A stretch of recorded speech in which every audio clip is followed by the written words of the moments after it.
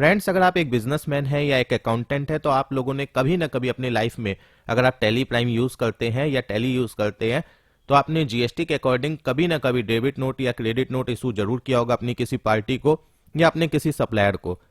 तो फ्रेंड्स, आज की वीडियो भी डेबिट नोट और क्रेडिट नोट के ऊपर ही होने वाली है, बट यहाँ पर कंडीशन ये है कि जैसा कि आप सभी को पता है कि मैं अपनी जो भी वीडियोस बनाता हूं उसमें मोस्टली ये ध्यान रखता हूं कि मैं प्रैक्टिकल सिचुएशंस को कवर करूं जो प्रैक्टिकली होता है। सिर्फ बुकीज लैंग्वेज को या कैसे ऑप्शंस को यूज करना है मैं इसके बारे में नहीं बताता हूं अपनी वीडियो में। मेरी मोस्टली वीडियो में मैं यही ट्राई करता हूं कि प्रैक्टिकल लाइफ में क्या क्या सिचुएशंस आती है उसके ऊपर मेरी वीडियो रहे, ताकि जो आपके प्रैक्टिकल लाइफ में प्रॉब्लम्स आएंगी उससे आप टैली में कैसे सॉल्व कर पाए ये आप सीख सके मेरी वीडियोस को देखने के बाद। तो फ्रेंड्स, ज़्यादा समय खराब नहीं करते हुए जो भी मेरे पास नॉलेज है, जितनी भी नॉलेज है, उसे आपके साथ शेयर करना चाहता हूं। मैं हूं जय और आपका स्वागत करता हूं आपके अपने चैनल विशेष ज्ञान में। फ्रेंड्स, सबसे पहले आप लोग सिचुएशन समझ लीजिए, फिर हम टैली के अंदर आएंगे और कैसे उन सारी सिचुएशंस को इंप्लीमेंट करना है टैली में, हम इसके बारे में जानेंगे। तो देखिए, मानकर चलिए आप एक रजिस्टर्ड पर्सन है जीएसटी में, और यहाँ पर मैं एक एग्जाम्पल लेता हूँ कि आप दिल्ली में रजिस्टर्ड है और आप जो काम करते हैं, गारमेंट्स का काम करते हैं, जीन्स वगैरह का काम करते हैं, और आपने अपने किसी सप्लायर को जो कि बेंगलोर में बैठा हुआ है उसे ऑर्डर दिया 36 नंबर जीन्स का। सामने वाले ने ऑर्डर एक्सेप्ट तो किया, बट जब उसने माल भेजा तो 34 नंबर जीन्स भेजी। आपने सामने वाले को कहा कि भैया ये माल उठा लो, मुझे 36 नंबर जीन्स भेज दो, अदरवाइज मुझे मेरी पेमेंट वापस कर दो, क्योंकि आपने उसे एडवांस पेमेंट कर दी थी। सामने वाला नहीं मानता है। इस तरीके से आप लोगों की काफी दिन डिस्कशन चलती है। बाद में क्या होता है कि सामने वाला आपकी कॉल्स उठाना बंद कर देता है, आपके कॉल का जवाब देना बंद कर देता है और आपका नंबर ब्लॉक कर देता है। आप थक हार कर क्या करते हो, आपके पास दो ही ऑप्शन था, या तो पैसे को छोड़ दो या उससे फाइट करो। फाइट करने का मतलब आप क्या करते हो, अपने किसी लॉयर के पास जाते हो और उसे कहते हो कि मुझे एक लीगल नोटिस बना कर दो। वो बना कर देता है। आप उस लीगल नोटिस को भेजते हो अपने सप्लायर के पास कि अगर आप मुझे मेरा पेमेंट वापस नहीं करोगे और अपना माल नहीं उठाओगे तो आप पे लीगल एक्शन हो सकता है। तो अब अगर सामने वाला प्रॉपर एक बिजनेसमैन है तो वो जानता है कि फालतू के लफड़े में पड़ने का कोई फायदा नहीं है, बात करके ही इस प्रॉब्लम का सॉल्यूशन निकाला जा सकता है। तो वो क्या करता है कि सामने से कॉल करता है और कहता है कि ठीक है, मैं माल वापस लेने के लिए रेडी हूं और आपकी पेमेंट वापस करने के लिए भी रेडी हूं, बट कंडीशन ये है कि मैंने यहां पर एक एग्जांपल लेता हूं मैं, ठीक है, ताकि आपको अच्छे से समझ में, कि मैंने आपको 100 पीस जीन्स भेजी थी 100 रुपए के रेट से, ठीक है, विथ जीएसटी टोटल वैल्यू हो गई 10,000। अब एक काम करो, आप मुझे 20 पीस जीन्स बेंगलोर ऑफिस वापस भेज दो, लेकिन यहां पर जो रेट लगाना वो आप 90 रुपए लगाना, यानी मैं 90 रुपए के हिसाब से आपको पेमेंट वापस करूंगा, ठीक है। और जो 80 पीस जीन्स है वो आप, मेरी एक महाराष्ट्र की पार्टी है जिसको मैं ये माल भेजने ही वाला था, आप एक काम करो, आप अपने ही पास से वहां पर माल भेज दो बिल टू शिप टू का यूज करते हुए, और वहां पर आप 100 रुपए के रेट से लगाना, कोई दिक्कत नहीं, उसका पेमेंट मैं आपको 100 रुपए के रेट से दे दूंगा। तो अब आप देखिए फ्रेंड्स, यहां पर सिचुएशन क्या बनी। माल तो वापस जा रहा है, डेबिट नोट भी बनेगा, जो रिसिपेंट है वो डेबिट नोट भी बनाएगा, बट यहां पर कंडीशन क्या हो गई। यहां पर कंडीशन पहली तो ये हो गई कि ये सारी चीजें लीगल नोटिस के बाद हुई हैं। दूसरी बात, अब यहां पर ये कंडीशन हो गई है कि आपने माल मंगवाया बेंगलोर से, तो आप माल उसे वापस नहीं कर रहे हो, आप कुछ माल का पोर्शन उसे दे रहे हो, बाकी माल दूसरी जगह भेजो जो उसकी पार्टी है। फिर यहाँ पर तीसरी कंडीशन ये हो जाती है कि आप जो बेंगलोर माल भेज रहे हो वहां पर रेट आपसे वो कम ले रहा है, यानी उसका पेमेंट आपको 10 रुपए पर पीस के हिसाब से कम करेगा 20 पीस का। बाकी वहां जो आप भेज रहे हो दूसरी जगह, वहां पर वो फुल पेमेंट करने के लिए रेडी है। तो देखिए फ्रेंड्स, यही चीज मैं आपको समझाना चाहता हूँ कि हर बिजनेस में हर पर्सन के साथ सिचुएशन अलग अलग होती है। सिर्फ डेबिट नोट और क्रेडिट नोट बोल देने से नहीं होता है, हर जगह पे सिचुएशंस चेंज होती है। तो उसके हिसाब से आप टैली में कैसे काम करेंगे, एक अकाउंटेंट कैसे काम करेगा, आज ये जो मैंने आपको सिचुएशन बताई इसी के बेसिस पर मैं टैली में कैसे काम करूंगा, किस तरीके से एंट्रीज होगी, मैं आपको ये बताऊंगा। तो फ्रेंड्स, जो भी मेरी नॉलेज है टैली से रिलेटेड, जीएसटी से रिलेटेड या अकाउंटिंग से रिलेटेड, मैं उसी के बेसिस पर आपको ये सारी चीजें बताने जा रहा हूं। देखिए फ्रेंड्स, लॉ के अकॉर्डिंग क्या होना चाहिए, अगर जीएसटी लॉ की हम बात करें तो वहां पर कैसे काम होना चाहिए। अगर आप एक रिसिपेंट हैं और अपने सप्लायर को उसका गुड्स वापस कर रहे हैं, यानी गुड्स रिटर्न हो रहा है, तो इस केस में क्या होता है कि सप्लायर की लायबिलिटी है जीएसटी लॉ के अकॉर्डिंग कि वो आपको एक क्रेडिट नोट इशू करेगा, जिसके बाद जो पेमेंट है वो आपको वो वापस करेगा, और साथ में जीएसटी पोर्टल पर वो सारी की सारी जो भी चीजें हैं जीएसटी पोर्टल पर, जैसे कि आउटवर्ड सप्लाईज की डिटेल डालता है सेल्स की, उसी तरीके से सेल्स रिटर्न की, क्योंकि उसके केस में ये सेल्स रिटर्न हो गया, सप्लायर के केस में आपके लिए परचेज रिटर्न है, सप्लायर के लिए सेल्स रिटर्न है, तो वो उसकी डिटेल जीएसटीआर 1 में डालेगा। यानी सप्लायर के ऊपर लायबिलिटी इंपोज की गई है जीएसटी लॉ के अकॉर्डिंग कि क्रेडिट नोट वो इशू करेगा और जीएसटी पोर्टल पे उसकी डिटेल वो डालेगा, ठीक है। बट सिचुएशन होती क्या है मार्केट में, मैं अब आपको ये बताता हूं।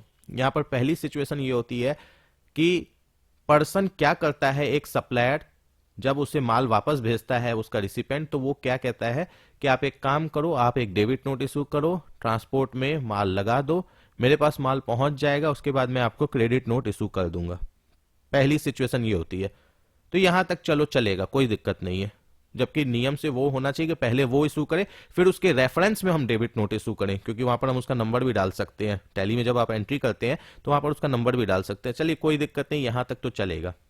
ये सिचुएशन तो चलेगी कि आपने डेबिट नोट इशू किया एज ए रिसिपेंट, आपने ट्रांसपोर्ट में माल लगाया, सामने वाले के पास माल पहुंचा, उसने क्रेडिट नोट इशू किया, पेमेंट आपको वापस की और जीएसटी पोर्टल पे डाल दी डिटेल्स, हो गया, बात खत्म। लेकिन सेकंड सिचुएशन क्या होती है?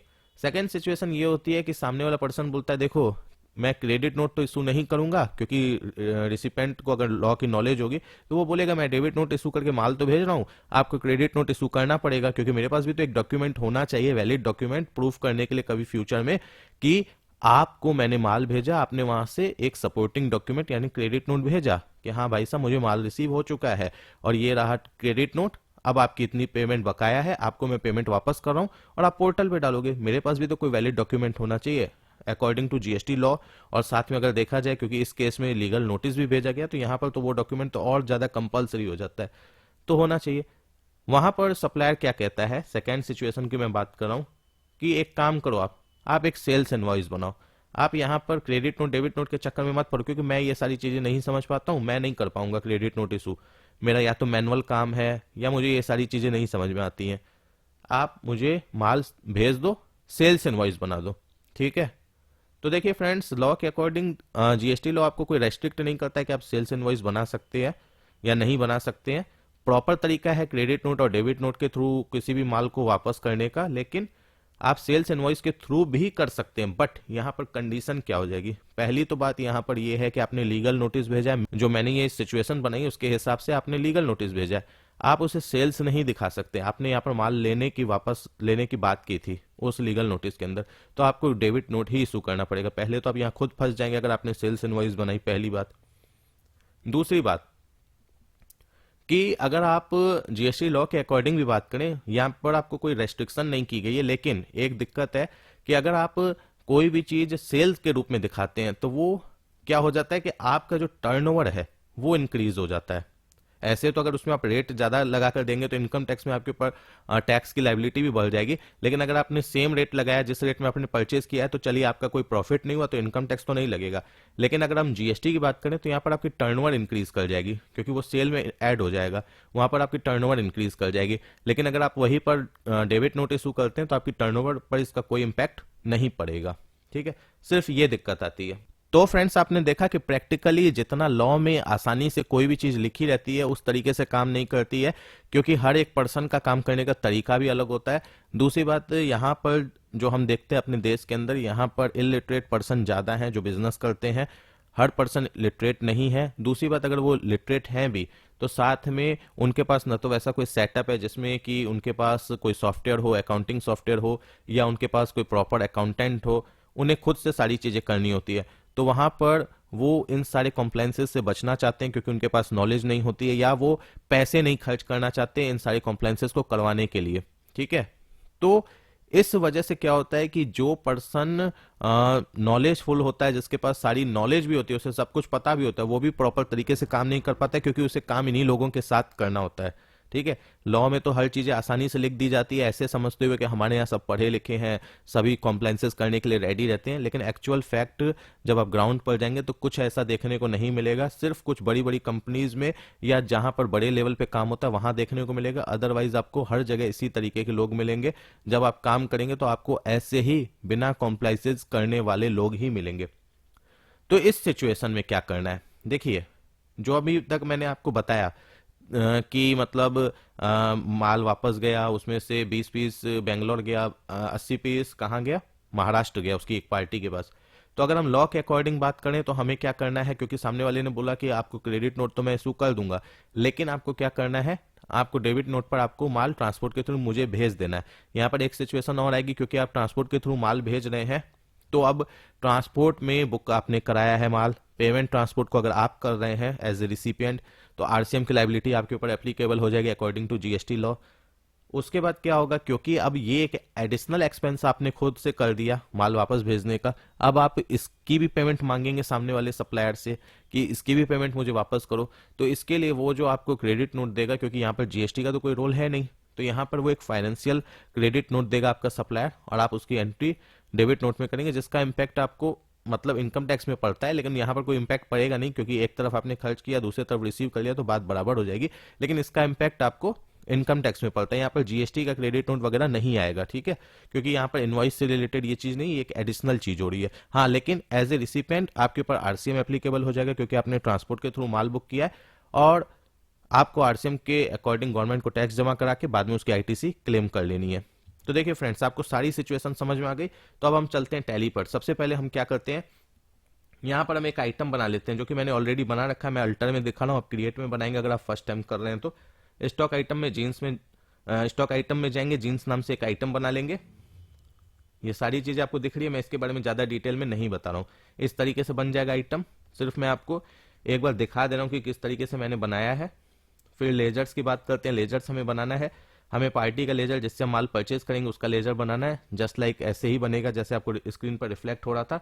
फिर टैक्सेस के जो लेजर हैं, जैसे आईजीएसटी हो गया, मान लीजिए अदर स्टेट से है तो आईजीएसटी लगेगा, वो बनाना है। और उसके अलावा अगर अभी मैं अपनी सिचुएशन में बात करूं तो मुझे और कुछ बनाने की जरूरत नहीं, एक आइटम बना लिया, क्रेडिटर का लेजर बना लिया और टैक्स का लेजर बना लिया जो कि आईजीएसटी है, और कुछ बनाने की मुझे रिक्वायरमेंट नहीं है। हाँ, एक काम और करने की रिक्वायरमेंट है, जैसे हम वाउचर्स में आते हैं, यहां पर आप देखेंगे,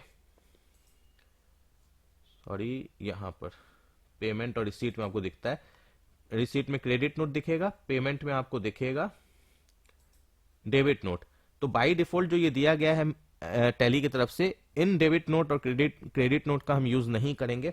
इसलिए नहीं करेंगे क्योंकि देखिए फ्रेंड्स, अभी जो मैं ये डेबिट नोट इशू कर रहा हूं, ये मैं अपने सप्लायर को इशू कर रहा हूं। अब यहाँ पर बात समझने वाली ये है कि मैं भी तो किसी पर्सन को माल बेचता हूँ, तो उस केस में मैं अपने किसी डेटर को भी तो क्रेडिट नोट या डेबिट नोट दे सकता हूं।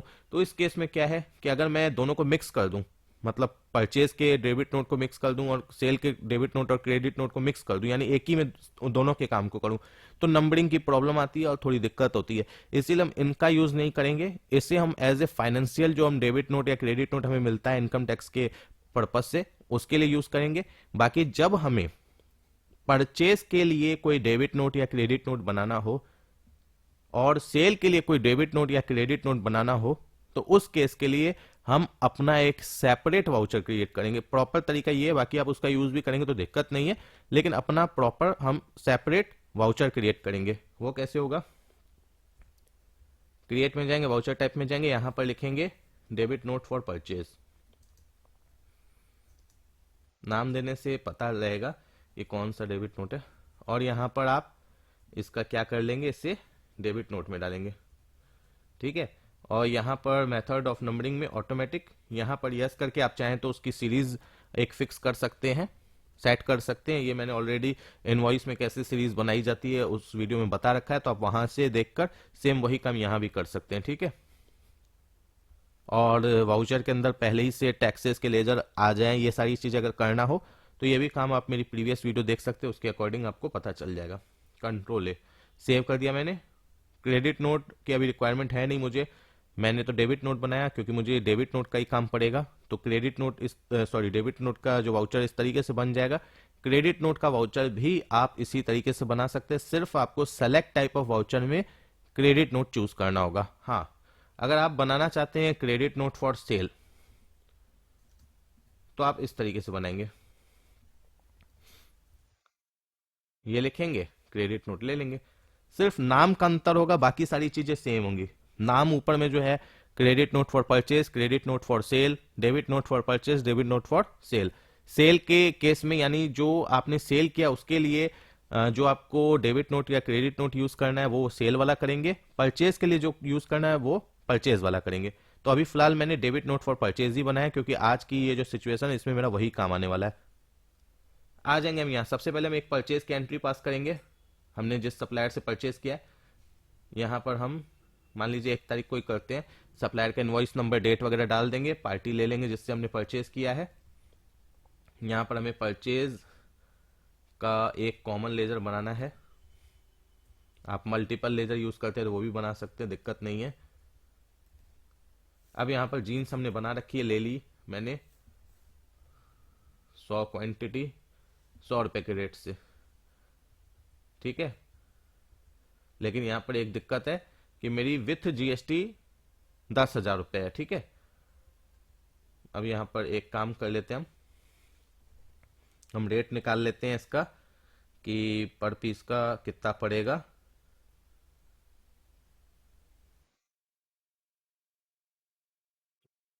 पंचानवे 24 95.24, और फिर हम यहाँ पर आईजीएसटी इम्पोज कर देंगे, ठीक है। 10,000 हो गया। राउंडिंग ऑफ का हम एक लेजर बना देते हैं।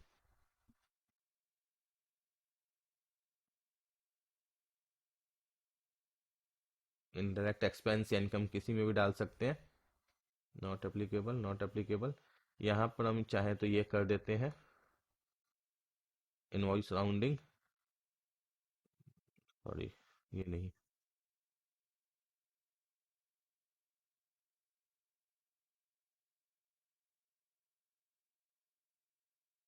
ठीक है। इस तरीके से बन गया, ये हमारा सेव हो गया। अब जैसा कि मैंने आपको सिचुएशन बताया कि अब मुझे ये माल वापस करना है, तो क्योंकि सामने वाले ने बोला कि मैं क्रेडिट नोट बाद में दूंगा, आप डेबिट नोट के अकॉर्डिंग मेरा माल वापस भेज दो, तो मैं आ जाऊंगा इसमें, किस में बोलता हूँ, receipt watch, sorry payment watcher में आ जाऊंगा।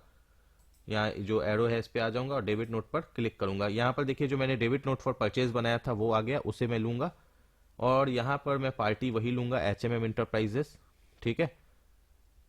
उसे मैं वापस कर रहा हूँ, 20 पीस मैंने बताया था। यहाँ पर ओरिजिनल इनवॉइस नंबर जो पार्टी की थी वो मैं डाल दूंगा, ठीक है। और उसकी जो डेट थी इनवॉइस में वो डाल दूंगा, अगर वो आपके पास है तो डालनी पड़ेगी, ठीक है। रेफरेंस डालना पड़ता है किस इनवॉइस के अगेंस्ट में ये क्रेडिट नोट या डेबिट नोट इशू हो रहा है, परचेज। यहाँ पर मैं चाहूँ तो एक परचेज रिटर्न नाम का भी लेजर बना सकता हूँ। परचेज रिटर्न का अगर हम यहाँ पर लेजर बनाएंगे तो सेम ही बनेगा, सिर्फ नाम होगा परचेज रिटर्न, अंदर परचेज अकाउंट होगा, बाकी सारी चीजें जो मैंने आपको परचेज में दिखाई थी वही चीजें होंगी। चाहे तो हम नहीं भी बना सकते, कोई दिक्कत नहीं है। जीन्स ले लेंगे यहाँ पर 20 पीस। अभी मैंने आपको क्या बोला था कि 100 रुपए के रेट में आपको विथ जीएसटी मिला था, और आपको उसने बोला है कि 90 रुपए के रेट में मैं एक्सेप्ट करूंगा विथ जीएसटी। तो आपको 90 के हिसाब से यहाँ बिना जीएसटी का अमाउंट निकालना है, जैसे 85 रुपया 24 पैसा, ठीक है। ये आ गया। और यहाँ पर आईजीएसटी, ये याद रखिएगा, अगर आप इनपुट आउटपुट आईजीएसटी इस तरीके से लेजर्स बना के रखते हैं तो आपको यहाँ पर इनपुट वाला ही लेना है, ठीक है। यहाँ पर भी राउंडिंग ऑफ ले लेंगे, हो गया राउंडिंग ऑफ।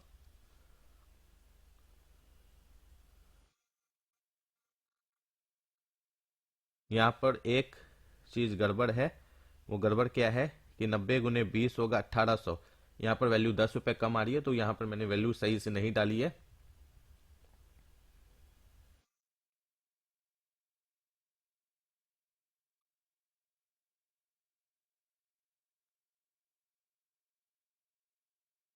हो गया, हमारी ठीक हो गई वैल्यू।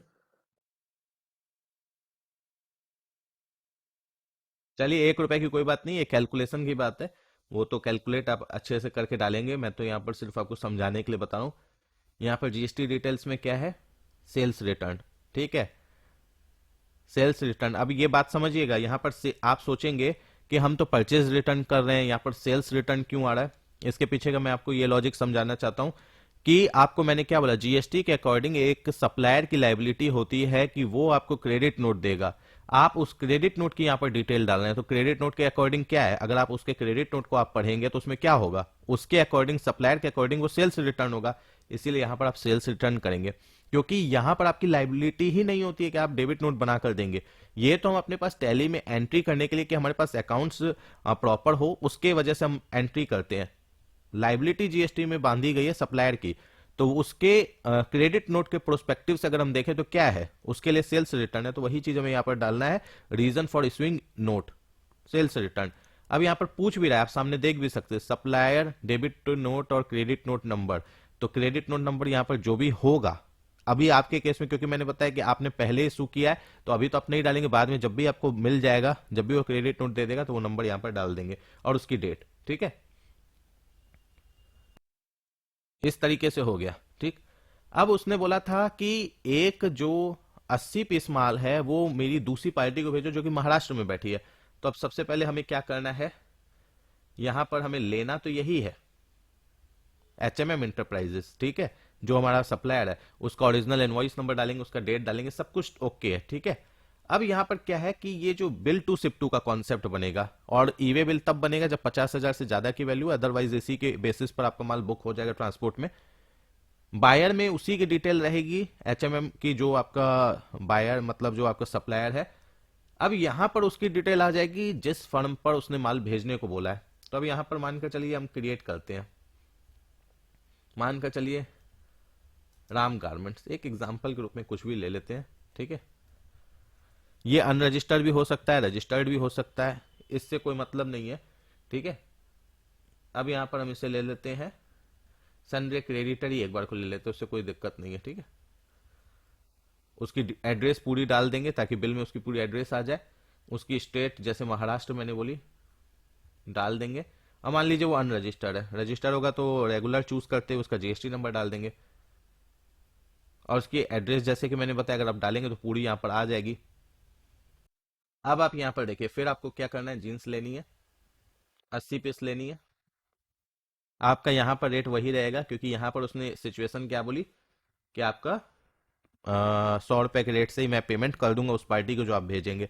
अब आप सोचेंगे ऐसा क्यों कहा होगा, क्योंकि देखिए वो उस पार्टी से कमा लेगा तो आपको उतनी पेमेंट कर देगा, लेकिन जो उसके पास माल जा रहा है उसमें जो उसने कमाया होगा, मान लीजिए 10 रुपए पर पीस कमाया हो, वो अपनी प्रॉफिट नहीं छोड़ना चाहता है, वो माल लेने के लिए रेडी है, प्रॉफिट नहीं छोड़ना चाहता है। यहाँ पर कोई, मैं ऐसा नहीं कि अपने मन से कोई मनगढ़ंत कहानी बता रहा हूँ कि जो चीज कभी नहीं होती है, ऐसी चीज हुई है, 2-3 बार हुई है किसी के साथ, तो मैंने उस चीज को ध्यान में रखते हुए कि हो सकता है मे भी आपके साथ ऐसी चीज या इसी से रिलेटेड कोई चीज हुई हो, तो क्या कैसे करना है, इसलिए मैंने ये वीडियो बनाई है। ठीक है, अब यहां पर भी आप वही सेम केस कर सकते हैं जैसे कि यस करके, जो सेल्स रिटर्न और बाकी सारी चीजें जो मैंने बताई आपको, इस तरीके से। कहीं कोई अंतर रिफ्लेक्ट हुआ, सारी चीजें सेम है, सिर्फ एक अंतर आपको रिफ्लेक्ट हुआ। कहां पर रिफ्लेक्ट हुआ, जब आप ये डिटेल डाल रहे थे तो यहां पर आपने उस पार्टी की डिटेल डाल दी, कंसाइनी की। अब जब आप ये प्रिंट करेंगे तो आपको प्रिंट में क्या रिफ्लेक्ट होगा, यहां पर जब आई प्रेस करेंगे आप यहां पर देख सकते हैं कंसाइनी में आपको उसकी डिटेल डाल दी, इसके अकॉर्डिंग यहां माल जाएगा। लेकिन अगर मानकर चलिए, सपोज कीजिए कि उसने बोला होता कि वो जो पर्सन है वो आपकी स्टेट में यानी दिल्ली में ही है और वहां माल जाएगा, तो भी सारी चीजें सेम होती है। ऐसा नहीं कि फिर सीजीएसटी और एसजीएसटी लगा देना है, क्योंकि आपके केस में बायर यानी जो यहाँ पर जब हम ये जो रिटर्न कर रहे हैं तो यहाँ पर जब एंट्री हम कर रहे हैं तो यहाँ पर बायर की डिटेल जो पूछा है, बिल टू है, बिल टू में किसका नाम आ रहा है, आपकी पार्टी का, तो आपको उसके अकॉर्डिंग काम करना है, न कि ये ध्यान में रखते हुए कि राम के पास जा रहा है तो राम का डिटेल डाल देना या उसके हिसाब से टैक्स के लेजर को सेलेक्ट करना है, वो सारी चीज आपको नहीं करनी है। राउंडिंग ऑफ का भी फिलहाल मैंने यूज नहीं किया है, हो गया, इस तरीके से एंट्री हो गई, तो समझ में आया। बाकी अब जब वो आपको पेमेंट कर दे तो रिसीट वॉचर में उसकी एंट्री हो जाएगी, रिसीट वॉचर में जाएंगे, कैश के माध्यम से या बैंक के माध्यम से क्या वो लेंगे, पार्टी का नाम लेंगे, जो भी पेमेंट आई है वो आप रिसीव कर लेंगे। हाँ, अब आप इसमें ये बात पूछेंगे मुझसे कि जो रेस्ट अमाउंट बच गया, जो मानकर चलिए 10 रुपए पर पीस के सबसे 20 पीस का कम दिया, वो 200 रुपए का क्या होगा, वो आपका नुकसान होगा, वो जो जीएसटी और जो अमाउंट है वो आप पीएनडल में डाल देंगे। तो यहां तक तो आपको सारी चीजें समझ में आ गई। इसके अलावा और क्या है, जो मैंने बताया कि आप ट्रांसपोर्ट के थ्रू जो माल बुक करेंगे तो आरसीएम आपके ऊपर एप्लीकेबल हो जाएगा। तो अभी फिलहाल मैं आरसीएम के बारे में तो समझाने नहीं बैठा हूं, वो वीडियो तो आपने पहले मेरी देखी होगी। तो फ्रेंड्स, आई होप आपको अब तक समझ में आ गया होगा कि इस सिचुएशन के अंदर आपको कैसे टैली के अंदर एंट्री करनी है।